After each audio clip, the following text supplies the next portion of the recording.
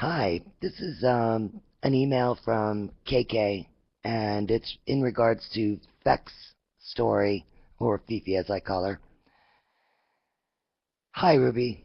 I attached a photo of Fifi I wanted to share with OWNN, WZEN, Recess, you actually, for months.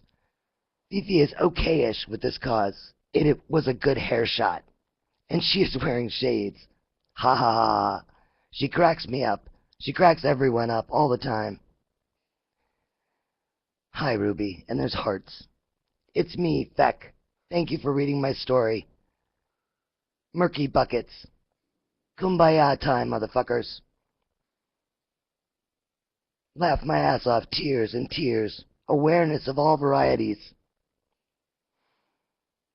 Fellow Occupy Wall Street, love, peace, mongering wagers, a great fortune, the luck of you, mi amiga, mi comrade. Much strength and love to you, Alan and Famia. Back to Kiki. Hurry up, Kiki. I gotta get to going for the news. Hugs and sunshine for your pocket. Thank you for the cheers, well wishes, and hellos Fifi passes on. I send many, many thanks back to you and yours. You rock. A goat tale. One day during the Christmas season, as in snowbound, family and farm huddled close. Cooking the way through the woodpile, a 9-year-old Alice dons her snow leggings and sets out for a mountain wander. Woo-hoo! 2 hours of bright, diamond-filled, crisp, fluffy new snow. Fun in the sun. At the gate to the back mountain path, Alice hears the twinkle of her goat bells. The sound of her twin brother, Hank, doing her feeding chores for her. She pauses, considers going back and helping, but remembers the deal she struck and how she will do Hank's wood carry and splitting later that day. She ponders that Pa will help her with this chore, as he dotes on her much already. Never mind, Alex shakes off these thoughts and unlatches the gate.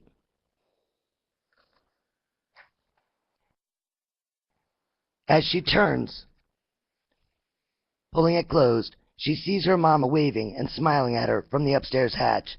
Alice waves back, and with a big grin splitting her face, she loops the ancient gate rope home, safe and secure, and sets off on her hike. It is colder than Alice had thought, and she quickens her step for warmth. A giddy feeling begins as her energy rises. Soon Alice is lost in the mountain path magic, singing out loud, and all the nature singing along with her. Hello, trees. Hello, little snowbirds. I see you. Hello, early babbling brook. I hear you under there. Before Alice knows it, she has reached the narrow meadow plateau above the tree line. She finds a rock. She sits and looks way up on the ice sheer to the mountain peak. She looks left and right, taking in the breathtaking 180-degree view the plateau provides.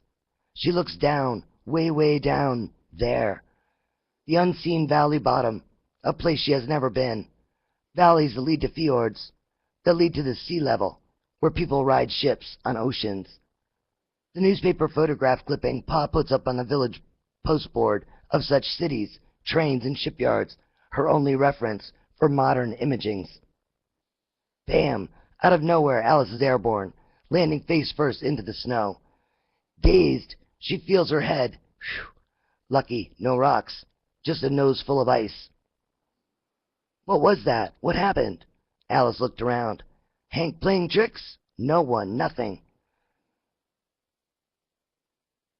The plateau is just as peaceful as ever.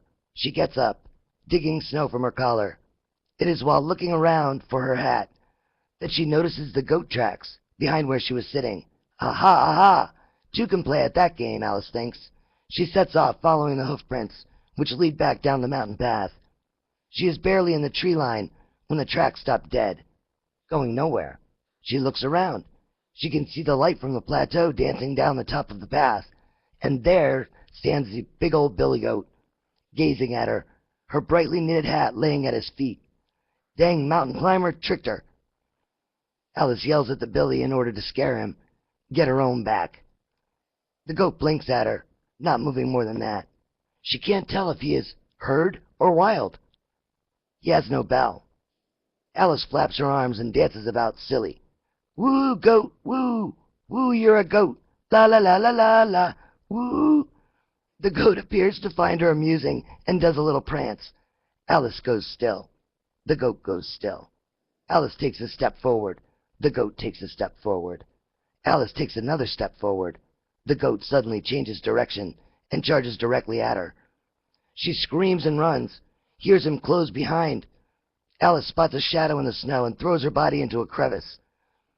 The goat flies past, ice clumps spewing from his hoofs, followed by the loudest earth and bone shaking boom Alice will ever feel in her life. An avalanche. The goat was saving her life.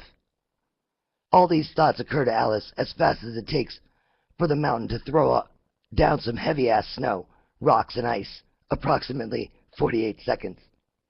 The roaring stops. A type of entombed silence prevails. Alice climbs out of her crevice. Immediately she can tell the avalanche fell away from the village cluster. She looks for birds, spots one flying from branch to branch. A good sign. She turns and looks up the path. The narrow plateau is replaced with a terrifying wall of growling and settling snow. Alice hightails it, running back down the path as fast as she can.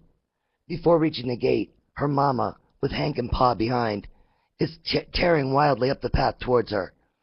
A look of the purest relief floods Mama's face as Alice flies into view, which is quickly replaced with one of mirth. Unknown to Alice, the cold, the snow, the running, everything on her is stiff. Her clothing is puffed up with ice, her legging ties and long hair frozen straight back and out. Hank is pointing and openly laughing. Alice feels at herself, still dazed. Pa moves back towards the house, barking for blankets, barking for Hank to follow, barking his relief with that unique strength that is Pa. Mama kneels, touches Alice's cheek softly, cupping her hands and blowing them hot, laying them on, and then, ever so quietly and slowly, over her mama's shoulder, the billy goat's face peers. Alice watches the goat and what her mama is doing. Alice watches the goat watching what her mama is doing. The blowing, the hands warm, and placing them lovingly. He tilts his head peacefully for a better look, gives a nod of approval, and leaps away. Startling Mama, who turns and upon seeing the goat exclaims, "Look at that! A three-legged Billy!" And poof, he is gone. Goats are quick. Mama kisses the tip of Alice's nose. Hank brings up the wood sled so she can ride home. Pa lays his family heirloom bearskin over her, and she snuggles in as best as her stiff, unmelting self will allow. Hank smiles at her. She smiles the same back. "3 legs," says Hank. "I didn't notice that." The chatting lilts, and the voices ringing different in the avalanched air. Alice, the perfection of Trude's safety, settling around her, breathing and thinking all the while, "Ha ha ha ha, wonderful wild old Billy Goat, game is on. I'll see you tomorrow." Merry, merry, merry wishes, thoughts, prayers, loving AccuWaves for you all that there is, every day, all week, every street, park, highway, and byway. Get your peace on, peeps. Love, Fekixe.